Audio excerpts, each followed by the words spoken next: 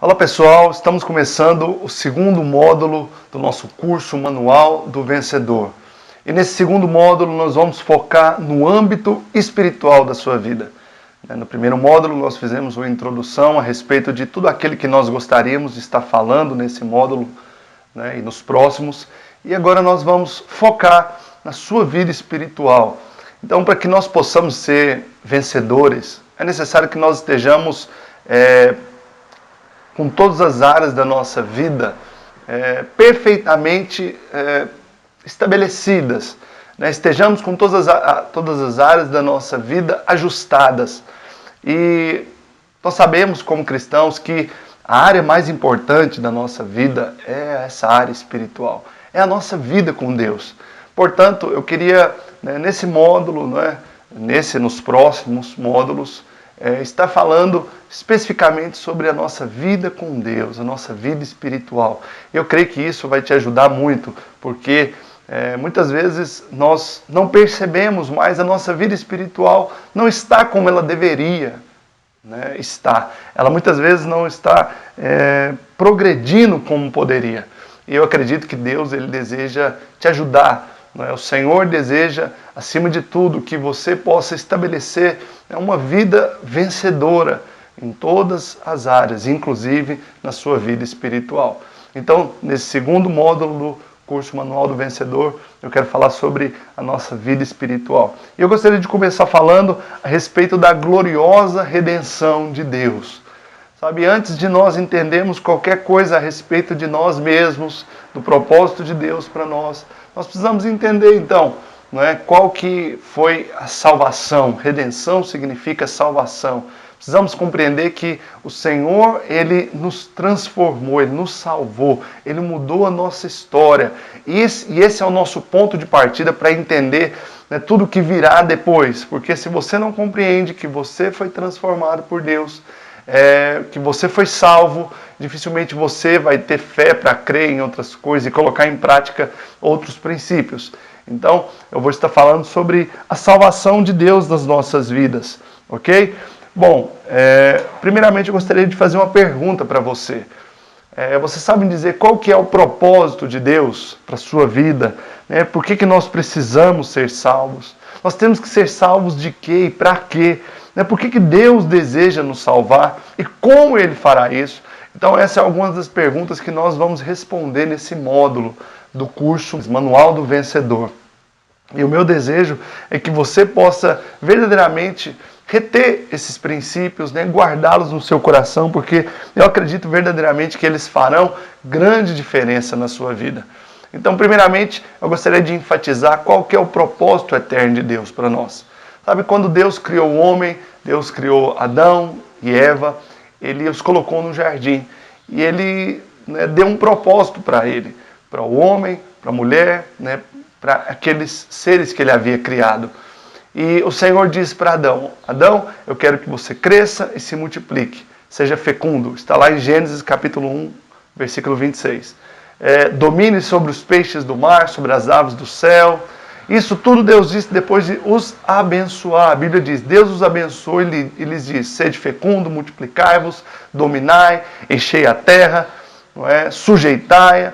Então, quando Deus criou o homem, Ele mandou, ordenou ao homem que ele se multiplicasse, que ele enchesse a terra, que ele fosse fecundo, que ele manifestasse a autoridade de Deus sobre a terra.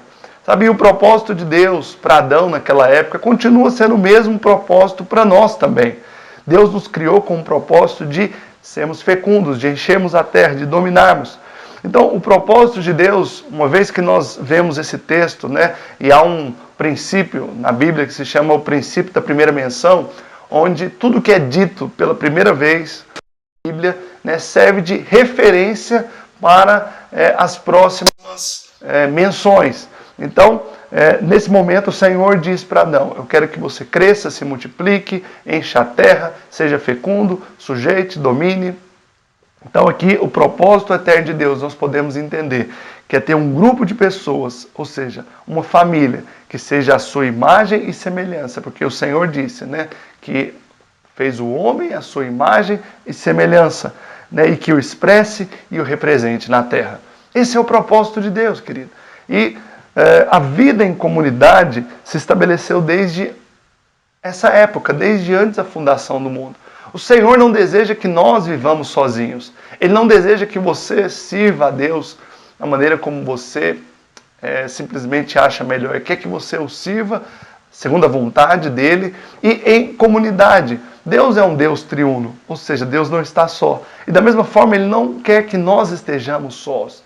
Ele quer que nós sejamos um povo que esteja em comunidade, que esteja unido a outras pessoas para o cumprimento do seu propósito. Então, quando o Senhor diz para o homem crescer e se multiplicar, dominar, Ele estava falando a respeito dessa vida em comunidade. E aqui nós podemos guardar duas palavras importantes, que são imagem e domínio. Sabe, Deus nos criou a sua imagem, a sua semelhança. Para que nós possamos exercer domínio, nós precisamos ter a imagem. Mas Ele nos criou também para que nós pudéssemos dominar, governar, exercer autoridade. Então, uma vez que você tem a imagem do Senhor, você exerce a autoridade. Mas essa autoridade é para ganhar filhos, é para gerar filhos para Deus, para levar pessoas a conhecer o Evangelho que nos transformou um dia, o Evangelho que mudou a nossa história. Então, por um momento, nós vemos que Satanás, que é o inimigo de Deus, ele entrou em cena para tentar frustrar os planos de Deus. Ele entrou em cena para tentar arruinar o propósito de Deus. Mas, como todos nós sabemos, Deus ele não pode ser derrotado. O propósito de Deus iria se cumprir de qualquer forma, porque Ele é Deus, Ele é Senhor de tudo e de todos. É impossível alguém derrotar a Deus. Então Deus agiu para salvar o homem a fim de realizar o seu supremo propósito e a sua plena salvação. Uma vez que o homem caiu no pecado, que foi a maneira como Satanás tentou arruinar o plano de Deus, o Senhor logo ele criou um plano. Ele disse, eu preciso salvar o meu filho. Eu preciso salvar o meu povo. E lá no Éden, a Bíblia diz que o Senhor falou para Adão. Adão, faça roupas para si. Havia ali um cordeiro, o Senhor mandou que Adão sacrificasse e fizesse roupas para que ele pudesse vestir juntamente com Eva. Aquelas roupas que eram feitas de pele de cordeiro, simbolizava uma salvação paliativa, uma salvação provisória do homem. Mas Deus gostaria de salvar o homem definitivamente. E por isso o Senhor criou esse plano. Mas, diante do pecado de Adão, nós vemos que essa situação colocou Deus em um dilema. Por que um dilema? Porque ao mesmo tempo que Deus amava o homem, Deus deveria ser justo com ele. O Senhor precisava manifestar a sua justiça. Porque o homem agora estava distante de Deus. E por causa do pecado, ele não poderia mais ter comunhão com Deus. Ou seja, o homem que havia sido criado para ser santo, para ter comunhão com Deus, para estar unido a Deus, agora estava distante de Deus e separado da vida de Deus. Então, ele estava debaixo da ira, da condenação e da justiça de Deus. Mas, como Deus o amava, como Deus nos ama, Ele criou um plano para poder nos salvar. Criou um plano para salvar a humanidade. E nós vemos que esse dilema no qual Deus se colocou então era que, por um lado, o homem tinha que morrer por causa do seu pecado, mas por outro, o Senhor desejava salvá-lo. E a cruz, que foi onde culminou a salvação do homem, foi onde a justiça e a graça de Deus se encontraram. Porque ao mesmo tempo Deus pôde ser justo, porque assim como por um homem o pecado entrou na terra, por um homem também ele tinha que sair.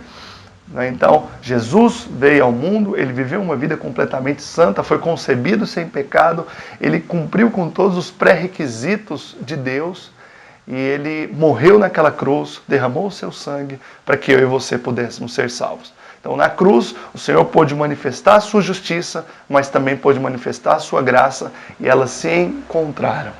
A justiça e a graça de Deus se encontraram. Então, o alvo de Deus hoje para nós é a filiação. Uma vez que o Senhor realizou a sua plena salvação, Ele deseja nos salvar, Ele deseja transformar a nossa vida e nos tornar os seus filhos. Mas o que significa filiação? Pelo menos duas coisas. Primeiro é receber a natureza de Deus. Então, uma vez que você não entregou a sua vida a Deus, não o aceita como o Senhor e Salvador da sua vida, você vive uma vida onde você tem a natureza do pecado. Mas quando você aceita Jesus, quando você entrega a sua vida a Ele, a Bíblia diz que o Espírito Santo passa a habitar no seu coração e você passa a ter a natureza do seu Pai, a natureza do Senhor. Mas o segundo alvo do Senhor é que nós cheguemos à maturidade para herdar tudo aquilo que Ele tem e tudo aquilo que Ele é. Sabe, Deus, Ele é santo, Deus é puro, Deus é amor, Deus é paz, Deus é vida, Deus é alegria. E uma vez que você se torna filho dele, você tem todas as características que Ele tem também. Portanto, uma vez que você é filho de Deus, você tem a natureza de Deus e você tem a maturidade de Deus, você tem as características de Deus para herdar tudo que Ele tem para você. Então nós somos como uma criança que tem a vida do seu pai, mas que só pode receber a herança se estivermos maduras. Sabe, é impossível você receber herança sendo imaturo. Por isso, esses dias, esses princípios espirituais que nós falaremos para você serão para amadurecer sua fé. Vamos usar uma ilustração para que possamos entender o propósito de Deus. Vamos supor que você fosse uma criança e o seu pai, não é, falasse para você: filho, nós vamos ao shopping hoje. E vamos supor que você estivesse brincando na lama ali fora e ele te chamasse e dissesse: vai tomar banho, filho, para nós podermos ir. E você poderia ter duas atitudes. Né? Você poderia entrar no banheiro para tomar banho e ficar ali no banheiro, no chuveiro, simplesmente, né, brincando, se deliciando com aquele banho. E seu pai te chamasse ali na porta e dissesse: filho, vamos para o shopping, mas você simplesmente ficasse tão feliz com aquele banho que você não quisesse sair. Essa é a primeira situação.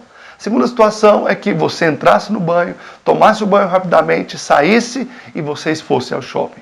Eu te pergunto, em qual dessas situações o seu pai, né, aqui na história no caso, ele cumpriu o propósito que foi estabelecido para vocês? Então podemos dizer que foi na segunda situação. Por quê? Porque na segunda, né, o desejo do pai, que era ir ao shopping, se cumpriu, né, na vida do filho, se cumpriu naquela situação. Então o que eu estou querendo dizer com essa pequena ilustração? Que você, assim como nessa história, né, onde você estava brincando na lama, você estava num lamaçal de pecado. A Bíblia diz que nós estávamos distantes de Deus, separados, éramos inimigos de Deus por causa do pecado. Mas um dia o Senhor, Ele nos encontrou, Ele nos salvou e nos chamou para o cumprimento do seu propósito. Mas você pode ter duas atitudes também diante do propósito de Deus. A primeira é ir para o banho e ficar ali se deliciando e achar que ele é o fim de todas as coisas. O banho aponta para a salvação. Um dia nós fomos salvos. Se você entregou sua vida a Jesus, você foi salvo, você foi regenerado e transformado.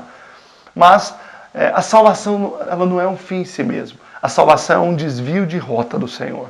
Ele teve que, né, nos salvar para o verdadeiro cumprimento do seu propósito, que é nós expressarmos e representarmos a Ele.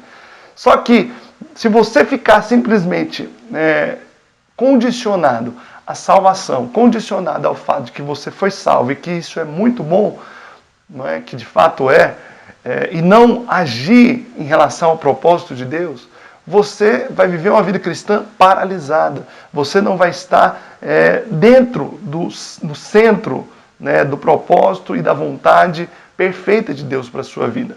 Agora, se você toma a atitude de sair do banho e ir ao shopping, que né, uma vez que você recebeu a salvação, você decidir fazer a vontade de Deus, eu te garanto, querido, que você vai viver uma vida com propósito, uma vida realizada, uma vida vencedora. Portanto, o que você precisa nesses dias é ter uma iniciativa em relação ao propósito de Deus. Para ser filho, você precisa decidir cumprir esse propósito e buscar em Deus essa maturidade. Eu creio que dessa forma você vai receber, você vai ter a maturidade que o Senhor tem para a sua vida. Ok? Então, hoje eu encerro por aqui essa aula, não é? Onde eu falei sobre o propósito de Deus. Na próxima aula eu quero falar sobre o objetivo de Deus, que é a igreja, o corpo de Cristo. Até a próxima aula. Espero que você tenha gostado dessa aula, né? Continue assistindo.